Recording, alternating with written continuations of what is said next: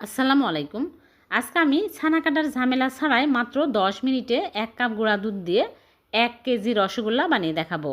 দোকানের মতোই পারফেক্ট হবে।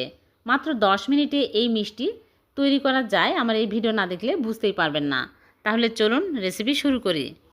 প্রথমে একটা বোলের মধ্যে নিয়ে নিচ্ছি গুঁড়া দুধ। এখানে আমি 1 কাপ গুঁড়া দুধ নিয়েছি আর সমান করে নিয়েছি, উঁচু করে নেইনি, সমান করে নিয়েছি। আর ফুল ক্রিম নিয়েছি আর বেকিং পাউডার দিয়ে দিচ্ছি 1/4 টিস্পুনের অর্ধেক, মানে চা চামচের 4 ভাগের 1 ভাগ। আর কর্নফ্লাওয়ার দিয়ে দিচ্ছি 1 চামচ আর ঘি দিয়ে দিচ্ছি 2 চামচ। ঘির পরিবর্তে আপনারা চাইলে এখানে তেলও দিতে পারবেন। আর এখানে কর্নফ্লাওয়ারের পরিবর্তে ময়দাও দিতে পারবেন 1 চামচ। এখন সবগুলো একসাথে ভালো করে মিশিয়ে নেব। এই কাজটুকু ভালো করে করে নিতে হবে, তাছাড়া কিন্তু মিষ্টি ভালোভাবে ফুলবে না। এখন আমি একটা ডিম ভেঙে ভালো করে ফেটে নিয়েছি। ডিম বড় সাইজের নিয়েছি আর নর্মাল তাপমাত্রার ডিম হতে হবে। এখন ভালো করে মাখিয়ে নিব, অল্প অল্প করে দিব আর মেখে নিব।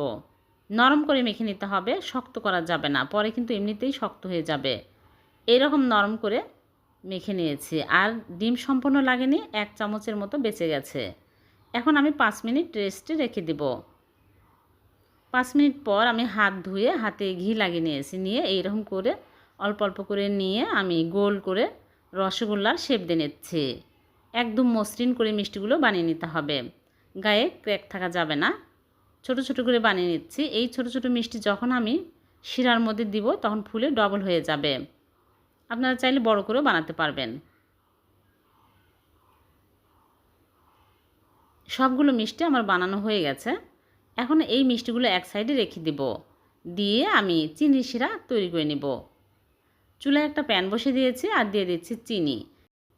এখানে 1 কাপের একটু বেশি চিনি দিয়ে দিচ্ছি, 1 কাপ আর 1/3 কাপ দিয়ে দিলাম। এখন পানি দিয়ে দিচ্ছি 3.5 কাপ। মাপ কিন্তু ঠিক রাখতে হবে, তাহলে মিষ্টি একদম পারফেক্ট হবে। 2টা এলাচ দিয়ে আমি ভালোভাবে বলক তুলে নিব। বলক আসার আগে কিন্তু মিষ্টি দেওয়া যাবে না, একদম ভালোভাবে যখন ফুটে উঠবে চিনি গলে তখনই মিষ্টিগুলো দিতে হবে। এখন আমি মিষ্টিগুলো দিয়ে দিচ্ছি। মিষ্টিগুলো দিয়ে হাই হিটে ঢেকে জাল করব 10 মিনিট।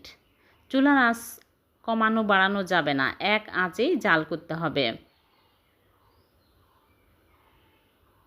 আর মিষ্টি কিন্তু ঢেকে জাল করতে হবে।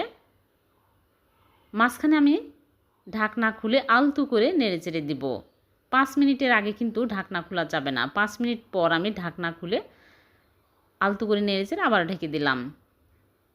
আবার 2 মিনিট পর ঢাকনা খুলে আলতো করে নেড়েচেড়ে দেব। বেশি নাড়াচাড়া করা যাবে না, তাহলে মিষ্টিগুলো ভেঙে যাবে। আবারও ঢেকে দিচ্ছি। ঢেকেই শেষ পর্যন্ত, প্রথম থেকে শেষ পর্যন্ত ঢেকেই মিষ্টিগুলো জাল করতে হবে। 10 মিনিট মিষ্টিগুলো জাল করে নিয়েছি। মিষ্টিগুলো হয়ে গেছে, ফুলে বড় বড় হয়ে গেছে আর শিরা ঘন হয়ে আসছে। এখন চুলা থেকে নামিয়ে রেখে দিব সারা রাত। পরের দিন সকালে মিষ্টিগুলো পরিবেশন করে আপনাদেরকে দেখাবো।